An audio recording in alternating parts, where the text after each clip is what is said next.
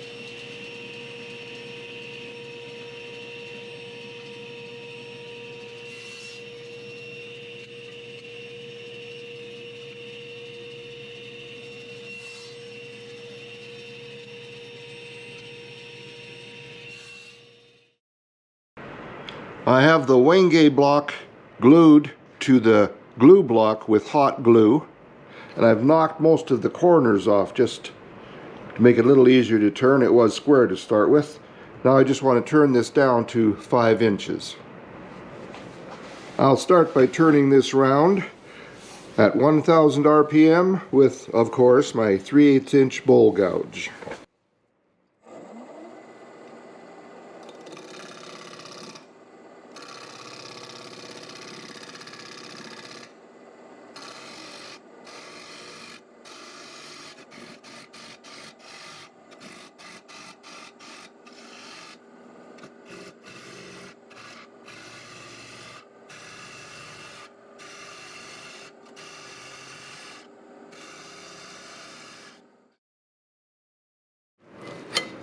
Alright, now the drawing shows it at 5 inches.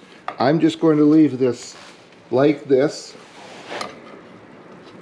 at about 5 3/8, and Chris can take it down to whatever dimension he wants. Oh, there is a flat spot. That won't do.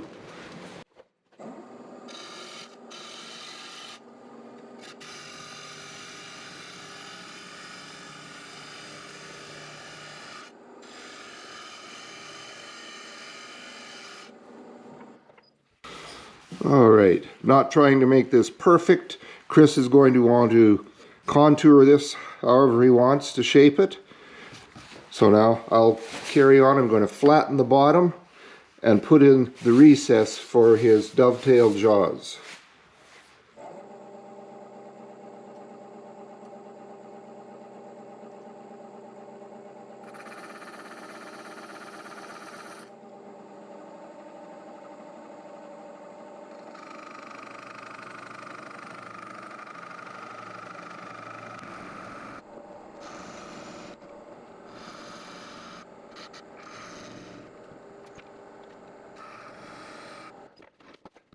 Need to go a little wider than that.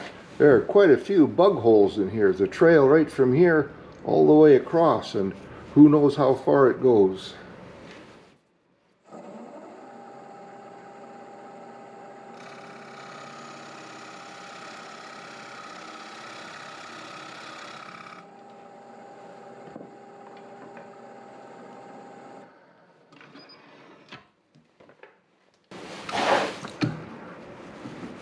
Alright, fits in there now, and I just need to make that a dovetail.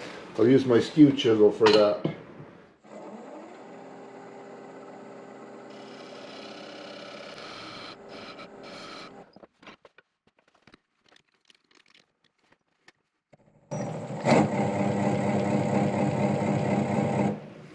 Alright, seems to be running true.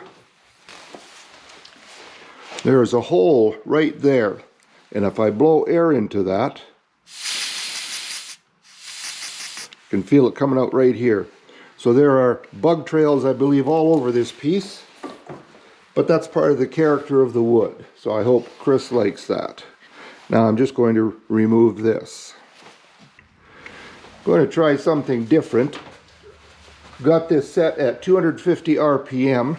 I'm going to use my heat gun on its high setting and just see if that will warm it up enough to pull this off at some point. At 250 RPM, I'm assuming that once it's heated here, it'll come around fast enough to not cool off too much.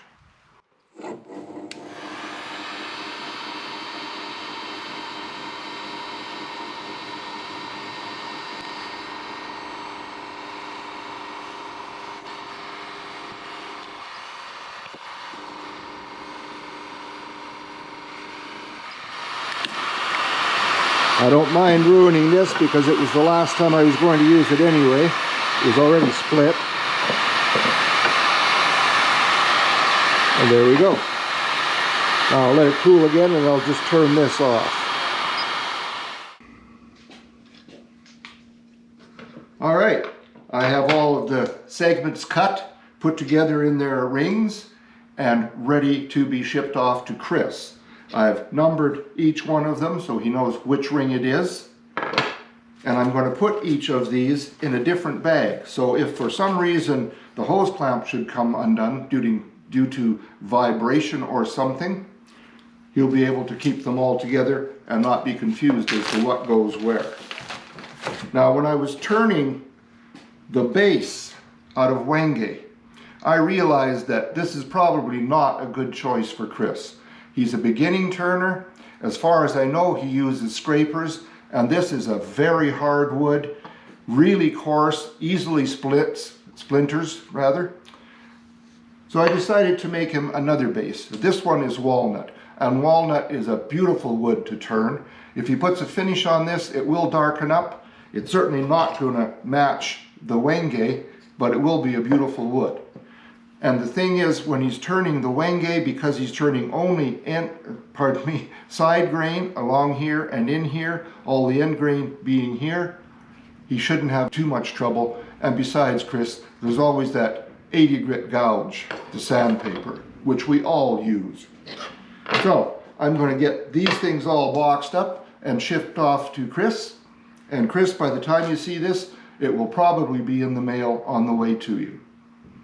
So I want to thank Chris for asking me to do this for him. It's a pleasure to do it for you, Chris. I hope you'll have fun with this, and I really hope you'll record some of your efforts and show us what the end product looks like. So thanks to everybody for joining me today. I hope maybe this put a smile on somebody's face. And because it's so close, have a very Merry Christmas. I hope you'll come back next time. Take care now.